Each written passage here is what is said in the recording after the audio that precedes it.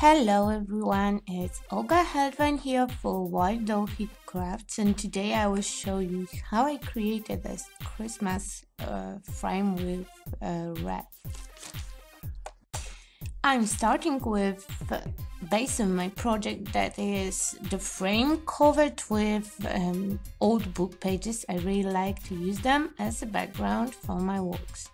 I'm adding some Christmas paper pieces. And then to make my surface totally equal, I'm adding a thin layer of gesso to hold my work. In some areas you can see I'm adding a little bit more with spatula, and then just cover everything with a brush and wiping excess product with wet baby wipe. When it's done, I'm adding a little bit of stamping in my background. I'm using different stamps and totally black ink. Most of my stamps are background stamps, and I really like to mix them. I want to have a little bit messy and stamped area in the middle of my work. And at the end I'm adding again gesso with a spatula, and then let it dry or dry it with heat gun. Next step will be adding some texture paste through the mask. I'm doing it randomly, just a few points in different places of my work. I'm adding also resin element and resin flower. Now it's time to make a wreath. I'm using this piece of chipboard circle. I cover it with some trim. I would use this rose trim, but I have only few little pieces. So instead of that, I use any other trim and just add some roses with some sand binding.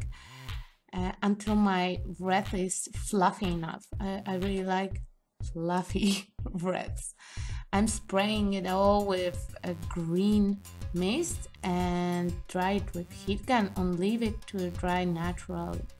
I have here a whole mix of flowers, my favorite magnolias, some trellis roses, open roses, some gardenias, and cherry bluebonns, and I covered them all with really deep red color. I want Christmas red color, so I'm using two sprays from 13 Arts. Of course, my flowers have to be really wet to take color equally, and when you dry it with a heat gun, you will get a bunch of amazing Christmas flowers. So everything is right now dry. I will recommend to let it for the night. I added some distressing on the edges with brown ink, and now I'm adding some brown mist and lots of water just to expose my texture in the background. When I dry it, I'm adding a little bit of gold and gray gelatos, and just move them with water, and then adding some accents from those colors on the rest of my work. To highlight this top element from resin, I'm adding a little bit of really dark brown spray. I prepared this piece of chipboard covered with binding stem and spray it just to have a better surface to place my wreath. I'm using hot glue to place wreath, and then I'm adding a bow from some binding stem. I colorize them together with the flowers, and then I'm just putting my composition on.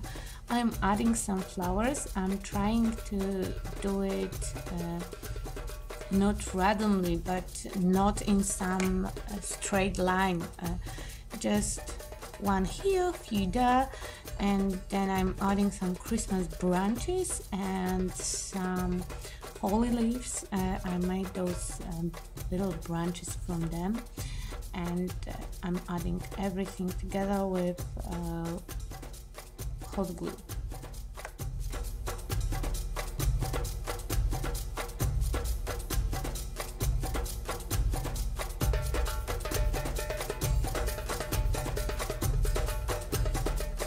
In Wild Orchid store you can find those silver barrels. I use some alcohol inks to colorize them for vintage gold color, and I'm placing them in the middle of my bowl.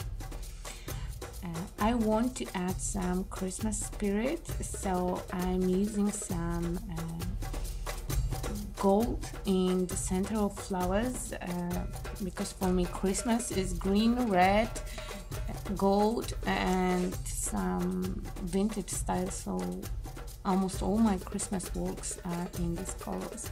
I'm adding also some spots from gold paint and gold ink. I'm adding also some dark spots from black acrylic splash ink.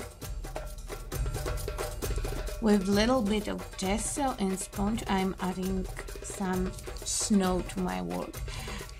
I will use after that this snow in applicator, but this layer of gesso will protect my redness from dyeing my snow to pink.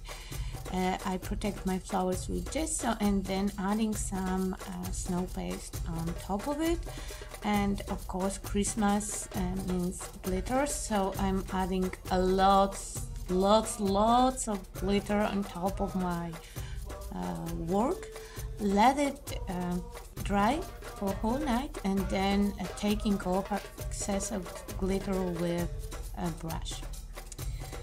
And it's done. And this is all. So I hope you enjoy it. I hope you like it. On some close-ups you can see how my work turned out finally.